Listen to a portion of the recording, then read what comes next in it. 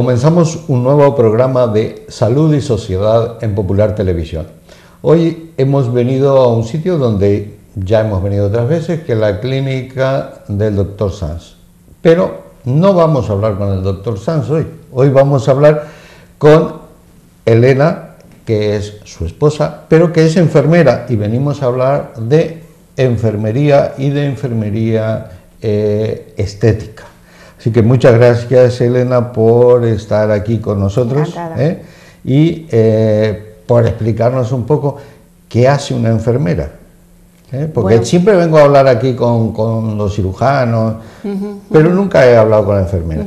Vamos a hablar de lo que hace la enfermera, que tú estás aquí todos los días. Pues nada, una enfermera básicamente lo que hace es cuidar a los pacientes. En mi caso, la mayoría de los pacientes son pacientes que se van a someter a una intervención y mi trabajo consiste en eso, en acompañarles, en cuidarles y en darles consejos desde antes de la cirugía hasta después. Tengo la suerte de trabajar con dos grandes cirujanos plásticos, pero que están súper centrados en su profesión y a veces pequeños aspectos de la vida diaria o de lo que va a ser el desarrollo de los pacientes en sus casas se les escapa y ahí, bueno, ahí me toca a mí. Y en principio, ¿qué hace? Si viene el paciente aquí a la consulta de los cirujanos plásticos. Bueno, el trabajo de una enfermera en una consulta de cirugía plástica es súper amplio. Tenemos un campo aquí maravilloso para explorar y para trabajar y para estudiar. De hecho, en Estados Unidos o en Gran Bretaña son especialidades de la enfermería y están súper profesionalizadas y súper especializadas en lo que se hace un trabajo en una consulta de un cirujano plástico. Lo que hago yo es una pequeña parte de todo eso que se podría hacer. Entonces, ¿qué es lo que hago básicamente? Pues orientar a la gente en cuidados preoperatorios, en explicarles un poquitín, identificar las necesidades que puedan tener. Al final cada paciente es un mundo y cada paciente o cada persona puede tener unas necesidades diferentes. Pues a mí me toca identificar cuáles son las necesidades de esa persona en ese momento particular en función de la cirugía a la que se va a someter. ¿Qué necesidades podrían ser, por ejemplo? Pues básicamente los pacientes lo que tienen es muchísimo miedo, muchísima ansiedad que les genera la intervención, miedo al dolor o miedo al no saber cómo va a ser exactamente el posoperatorio, miedo a que los resultados no sean los esperados, y luego cuidados de la herida quirúrgica, o sea, cuidados básicos de la herida quirúrgica. Eso en el posoperatorio. Y ya cuidados de las cicatrices y demás. Y este trabajo, ¿cómo lo hace? O sea, el paciente pasa por la consulta del cirujano y después que el cirujano le dice, bueno, pues mire, le voy a operar de... Bueno, nosotros tenemos básicamente 4 tipos de pacientes diferentes. Unos que son los pacientes accidentados, que vienen por un accidente laboral o por un accidente doméstico y que ya se encuentran de repente con que tienen una lesión del tipo que sea. Normalmente, tanto el Dr. Sanz como el Dr. Ayala lo que se dedican es a la cirugía de muñeca y mano. Entonces, bueno, pues todo lo que todas las necesidades que se puedan derivar de la consecuencia de no poder mover una mano o las 2 manos o una herida o o una pérdida de movilidad o pérdida de algún dedo, lo que sea. Pacientes quemados, que son quizás, como esto no es un área de hospitalización, pues quizás sean los que menos necesidades puedan tener, pero bueno, al final sí que se tienen que enfrentar a una cura que se tienen que hacer en sus casas, a un tratamiento de lo que va a ser la cicatriz de después y demás. Y luego pacientes que sí que son conscientes que se van a someter a una... Pacientes también que se van a someter a una cirugía estética, bien porque es una cirugía tumoral, una cirugía de reconstrucción, mayoritariamente aquí serían cirugías de reconstrucción mamaria, o bien porque se van a someter a una cirugía estética, de mejora de la imagen corporal, y entonces tienen necesidades diferentes, no todos los pacientes van a tener las mismas necesidades. ¿Vienen los pacientes con mucha ansiedad o mucho nerviosismo ante lo que se van a enfrentar? Bueno, depende del paciente. Normalmente tienen miedo, sobre todo los pacientes de cirugía estética, que quizás son diferentes porque son pacientes sanos, son que voluntarios. no tienen, efectivamente, que no tienen un riesgo de su salud si no se someten a la cirugía. Entonces esos pacientes, más que ansiedad, a lo mejor es miedo a que el resultado no sea el esperado, al que ellos pretenden, o que piensan que o sea, hay gente que está normalmente quiere someterse a la cirugía, pero que a la vez les da un poco de miedo porque no saben a qué se van a enfrentar y si luego van a obtener el resultado que quieran. Entonces, bueno, ahí el cirujano les explica súper bien cómo van a ser los pasos y qué es lo que ellos pueden obtener, o sea, cuál es el resultado que pueden obtener, pero también es cierto que se vuelca mucho en la parte quirúrgica y a lo mejor todo lo que está detrás de pues, las madres que no pueden coger a sus hijos o que no pueden conducir, o que el desarrollo en su vida, pues que si son mujeres trabajadoras, en cuántos días van a estar para poder incorporarse de nuevo a su vida laboral y demás. ¿Y qué cuidados preoperatorios se les puede aconsejar a alguien que va a ser sometido a algún tipo de cirugía estética? Aparte del preoperatorio, me refiero, ¿qué le va a hacer el anestesista? Eso es, básicamente es que estén bien informadas, que sean conscientes de la cirugía a la que se les va a someter, que conozcan cuáles van a ser los pasos tanto antes como después, son cosas muy sencillas, y si la gente está bien informada y sabe lo que pueden esperar, es gente que al final están satisfechos y que son cuidados muy elementales. No tienen... Yo hace unos años, bueno, que hacía preoperatorios, hace muchos años, una de las cosas que la gente te preguntaba era: ¿me tengo que bañar? ¿Me tengo que rasurar? ¿Me tengo que...? Nada, es una higiene normal, probablemente en ayunas de unos días antes. La gente que es fumadora conviene que dejen de fumar, o sea, corregir ciertos hábitos en la medida de lo posible, si es que se puede. Al final se cambia poco, porque es gente sana. Entonces, pero bueno, siempre cuando te aconsejan o cuando tú conoces las consecuencias de ser fumador o no ser fumador, pues siempre procuras llegar a las mejores condiciones posibles antes de llegar al quirófano.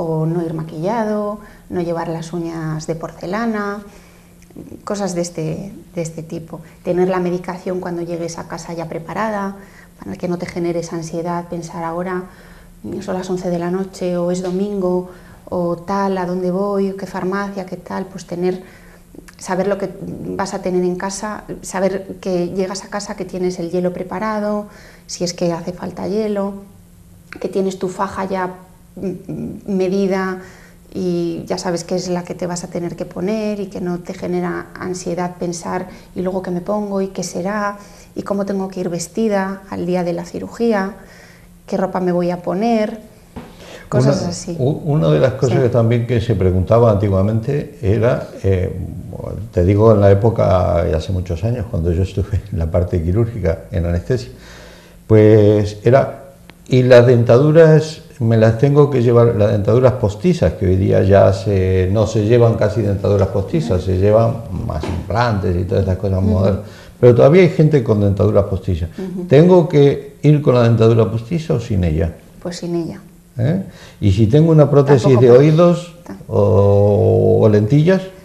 También genera ansiedad pensar, hombre, a ver, la gente que se opera de una cirugía estética es gente joven y en general no suelen tener prótesis así externas y tal. Tampoco pasa nada porque las lleven a quirófano, allí se las quitan, allí también hay enfermeras que nos cuidan. Tú estuviste en el quirófano, Sí. ¿Qué hace una enfermera en el quirófano? Bueno, la enfermera en el quirófano coordina lo que es la intervención en general, pues que esté todo preparado, todo el material, las prótesis sean las correctas, si es que hay prótesis, que el personal esté bien situado, que tengan todo a la mano del cirujano, la instrumentista se encarga de que esté el material ordenado, bien limpio, Sí, que el sí. paciente esté Si no, el cuidado cirujano hasta que se vuelve duerme. loco. Totalmente. El cirujano, si no tiene todos los instrumentos a mano, Totalmente. yo lo que he visto en quirófano es que Pues, vuela todo. vuela ¿eh? todo. Es la que le da la tranquilidad en el quirófano. Es fundamental tener temple en el quirófano. Los cirujanos están centrados en otra cosa, que es que le salga bien la intervención, que el paciente se cure o que salga todo lo mejor y lo más rápido posible, y la enfermera debería de cuidar que todo lo demás, que todo el entorno sea favorable para que todo eso sea así. Vamos a ver algunos tipos de pacientes que pueden venir que vas a tratar tú. ¿Qué tipos de pacientes vienen? Vamos a empezar uno por uno en algunos más frecuentes. Bueno, pues básicamente pacientes que se van a someter a una cirugía estética. Hoy en día todo lo que es la estética está súper en boga, de hecho igual es mayor ya la cifra, pero 250 millones de personas se operan de cirugía estética, o sea que quiere decir que una de cada 25 personas se ha sometido a una intervención para mejorar la imagen corporal.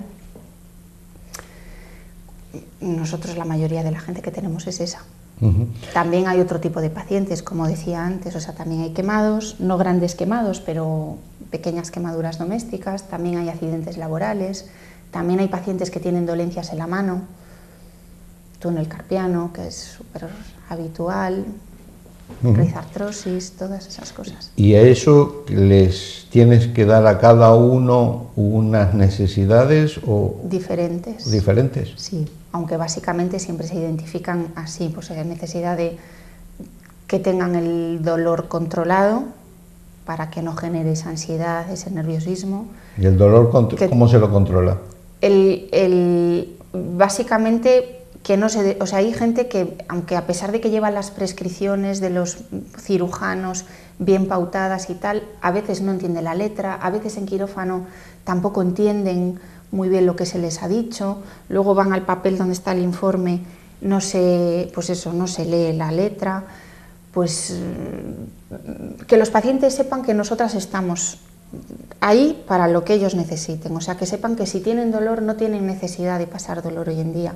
Nosotros le vamos a recordar, pues mire, el doctor le ha dicho que se tiene que tomar Nolotil o Enantium, se lo tiene que tomar 3 veces al día. Si tiene dolor, este teléfono es el nuestro. O si sigue con dolor, a las 4 horas se puede tomar esta otra pastilla. Si tiene la mano inmovilizada va a estar mejor que si no la tiene. Si se pone un poco de calor, siempre va a estar más cómodo que si tiene la mano sin calor. No sé, pequeños consejos para evitar, en la medida de lo posible, que sea dolor. Es que hoy en día hay que evitar eso a toda costa, sobre todo. En cirugía de la mano o de la muñeca, que es una de las más frecuentes que haces, ¿qué les aconsejamos? Los pacientes de cirugía de mano, ¿qué les aconsejamos? Que tengan la mano en alto, que la tengan inmovilizada al tiempo ¿Mano que en alto es. qué quiere decir? ¿Así? Pues con un Dirigiendo hacia cabestrillo, arriba. nada, siempre por encima del nivel del corazón, pero en una postura fisiológica, que sea cómoda, que ellos se encuentren a gusto. Normalmente pues se le mide, se le pone aquí bien, que sea una postura... Con un pañuelo, un cabestrillo... Eso, es algo que sea cómodo, que luego no se resienta el cuello, que luego no tal cuando están sentados o cuando se van a dormir, que envuelvan una almohada, cuando están viendo la televisión, diferentes posturas para lo que puede ser la vida habitual de esas personas, que estén cómodos. ¿Y qué pasa si en lugar de poner la mano arriba la pongo colgando? Yo siempre les digo que es al final el sentido común siempre para todo. Si ellos tienen la mano para abajo van a ver que se le hincha, que les late, que les empieza a doler, que están incómodos, con lo cual eso no es una buena postura para la mano. ¿Qué pasa si me han operado de la mano, de la muñeca, del túnel carpiano, como has dicho, o lo que sea, y empiezo a tener latidos y se me empiezan a hinchar los dedos? Pues que deberían de poner la mano para arriba otra vez. Si persiste el dolor, si siguen con la mano hinchada, si están incómodos, lo que tienen que hacer es llamarnos. Nosotros tenemos siempre un teléfono de soporte las 24 horas para que o bien el doctor Ayala, el doctor Sanz, Lorena, la enfermera de quirófano o yo, estamos siempre pendientes de que esos pacientes estén atendidos para que en cualquier momento que les pueda pasar eso, les podamos decir cuál es la solución. A veces hay que verles, quitarles la venda y volvérsela a colocar más floja hasta que vuelva a disminuir el edema. Tomarse, adelantar el antiinflamatorio que tienen prescrito, que se lo tomen a una dosis mayor o a una frecuencia menor. Las heridas algunas veces en un porcentaje que por suerte no es muy alto hoy día, se infectan. ¿Cuáles pueden ser los signos de infección? Es decir, ¿cómo puedo saber que una herida está infectada? Porque ese es otro miedo que tenemos. Sí, nosotros lo que hacemos, lo que hacen tanto el doctor San como el doctor Ayala es pautarles curas con la enfermera, conmigo en este caso, para ir controlando que eso no ocurra durante el proceso que dure la herida, mientras no esté cicatrizada la herida. Con lo cual, en el momento de hacerse la cura, pues una enfermera identifica si hay una infección ahí o no.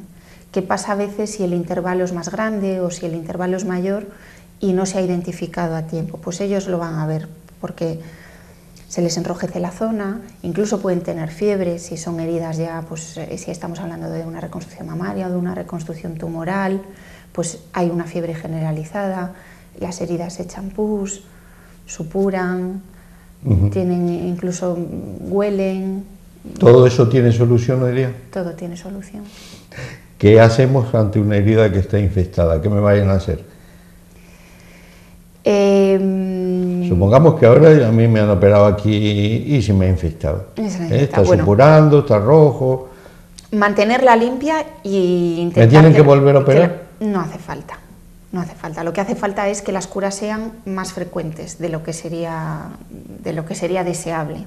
Se mantienen a esos pacientes más vigilados, más de cerca, durante más tiempo.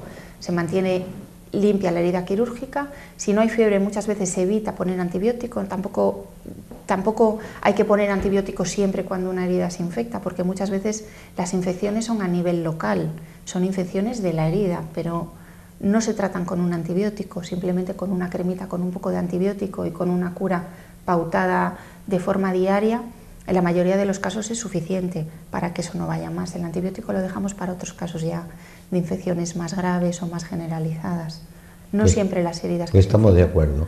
Es difícil de entender a veces para los pacientes, pero es así. Me han operado de la mano, me muestro porque es lo que tengo más cerca, pero puede ser de mama, que no, por suerte tengo, pero están atrofiadas, o cualquier otro tipo de cirugía. ¿Qué cuidados hay que tener con la cicatriz? Bueno, una vez que ya ha pasado todo el proceso de curas y que ya las curas han evolucionado de forma correcta y nos encontramos con una cicatriz, lo que hay que hacer en la cicatriz son básicamente dos cuidados importantes y dos cuidados fundamentales, que uno es mantenerla hidratada y otro es mantenerla protegida del sol. ¿Cómo la tengo hidratada? La hidratación es suficiente con una crema hidratante grasa que no tenga perfumes y nuestra recomendación es siempre poca cantidad de crema hidratante y varias veces al día. A veces es lo más incómodo porque son cicatrices que no están visibles o que uno no puede disponer de 4-5 minutos al día para hidratarse porque estamos trabajando en la calle o lo que sea. Pero lo ideal es eso, poca cantidad de crema, varias veces al día, mantenerla hidratada con una crema hidratante grasa, sin perfumes, da igual la que sea. ¿Y si no lo hago? Y si no lo hace, pues la cicatriz se reseca. Tampoco pasaría nada grave, simplemente que el hecho de que le haga una cicatriz un cirujano plástico implica que esa cicatriz debería de quedar estéticamente lo mejor posible. Pues probablemente no queda tan bien. Produce irritación, sequedad, a veces se pueden... Bueno, cada persona, después la cicatriz es distinta, efectivamente, pero bueno, si la mantienes hidratada tienes más probabilidades de que vaya bien y que luego sea prácticamente inapreciable. Protección Puede solar, pasar que quede más protectores solares. ¿Y si te han operado de algo que va debajo de la ropa? También. El bañador no es un factor solar total. El bañador es un factor solar. A ver, bueno, si estamos en invierno y vamos vestidos con jersey y con tal, no hace falta factor solar total. Pero ¿qué pasa si estamos en verano, si nos han dicho que tenemos que tener protegida la cicatriz del sol y nos vamos a la playa con el bañador o con el bikini? Que no son factor solar total. Suelen tener en torno a un 10, 15, 20, depende tejido, del tipo de tejido, pero rara vez un factor solar total alto, el necesario para una cicatriz. ¿Factor alto que es? ¿Un 50? Un 50. Tampoco está normalizado ni estandarizado hoy en día el tema del factor solar, es otro sí, lío. Bueno, pero bueno, aproximadamente lo que vamos a comprar en la farmacia hoy en día es un 50. en una farmacia es un factor solar total. Entonces, darlo y por encima la prenda del bañador que sea. ¿Cuántas veces y qué relación? Es decir, si me doy la crema hidratante, ¿también me doy la solar al tiempo? Las cremas hidratantes se puede dar por la noche, por ejemplo, y por el día, si es una herida expuesta y estamos en verano, un factor solar total. Varias veces al día es lo ideal. También es cierto que las cicatrices también tienen una evolución diferente, o sea, las cicatrices al primer mes están muy bien, luego tienen una curva ascendente de que empeora de aspecto, se ponen más rojas, incluso si coincide épocas de invierno o demás, a partir del 4.º mes se pueden poner hasta moradas, más abultadas, más feas. A partir del 6.º mes lo normal es que empiecen a mejorar y evolucionar hasta que prácticamente queda una línea inapreciable, pero sí que es cierto que ahí en el 3.º, 4.º, 5.º mes a veces los pacientes se preocupan. Tengo la herida fea, tengo la cicatriz muy roja, se me pone morada, tal, es normal. Seguimos con la hidratación, seguimos con el factor solar total hasta que dejemos pasar esos 6 meses, esos 8 meses y empezamos a ver cómo mejora. Las cicatrices se pueden mantener activas más tiempo, pero lo normal es que a los 12, 18 meses estén estables ya y que prácticamente estén inapreciables. O sea que una cicatriz de tipo de la que hacen aquí los cirujanos plásticos va a demorar varios meses en estar perfecta. Sí, sin duda. Depende de la zona del cuerpo, evoluciona de una manera diferente, depende de la raza del paciente de una manera diferente. Depende, ¿eso qué quiere decir? Pues la gente que es de color negro o los mulatos tienen una evolución de las cicatrices más tórpida que la gente de raza blanca. Tienden más a hacer cicatrices hipertróficas, incluso queloides, mientras que la gente de raza blanca no. La gente mayor o ancianos cicatrizan muy bien, son cicatrices que apenas se notan a los pocos meses. Los niños tienen unas cicatrices más moradas, durante más tiempo activas, más rojas, hay que tenerlos vigilados durante más tiempo. ¿Qué quiere decir eso que nombraste antes del queloide? Pues el queloide, que se confunde mucho con la cicatriz diferentes, pero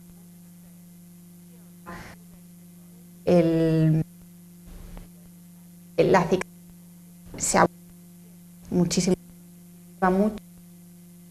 se sobre del cuerpo y queda como blanda, vamos, abultada. Eso es una... ¿Y ahí que... Cuando ya hay queloides, los tratamientos que hay que hacer de paciente. A veces lo que veo es que una vez que dejas pasar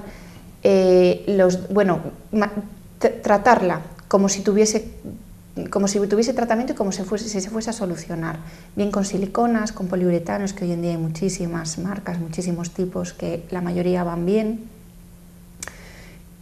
con parches de silicona directamente pegados ahí, sobre todo cuando son cicatrices hipertróficas. Bueno, pero el queloide, una vez que ya ha pasado el tiempo normal y que eso está ahí y que no hemos conseguido que se trate, lo que se puede hacer es volver a quitar ese queloide, volver a intervenir la zona ahí a nivel muy local, a nivel de superficie, quitar el queloide, volver a suturar con muchísimo cuidado, como siempre lo hacen, y volver a tratar esa herida desde el principio, como si no hubiese pasado nada. La probabilidad de que haya queloide cuando ya lo hubo es alta. Incluso se puede poner radioterapia, alguna sesión, cuando todavía no ha cicatrizado de todo la herida y se está demostrando, que... ¿Y pinchar con corticoides? También se tratan con corticoides, es verdad. A nivel local se pueden tratar con corticoides. El corticoide lo que tiene es que hay que tener también cuidado, tampoco nos podemos pasar con él, pero inicialmente hay que tratarlos con corticoide. Sí, porque el corticoide puede paralizar la cicatrización. Puede paralizar y puede umbilicar las cicatrices, entonces a veces es peor lo que podemos, pero sí que se tratan también con pero el remedio que la enfermedad. Sí. Lo mejor es enemigo de lo bueno. ¿Por qué le vas a poner sobre la cicatriz el protector solar? ¿Qué hace el sol? El protector sol, bueno, el sol lo que hace es altera la producción de melanina y entonces se pueden quedar las cicatrices o más blancas de lo deseable o negras o más oscuras de lo deseable, con lo cual quedan cicatrices luego feas, ya muy complicado el tratamiento de esas cicatrices que se quedan coloreadas. Pues luego me gustaría que habláramos un poco del sol, o sea, que haces enfermería estética, pues hablar un poco de la exposición al sol, porque la piel como tal, con el sol, o sea, una piel sin cicatriz, una piel normal, sufre, se aumenta, se arruga.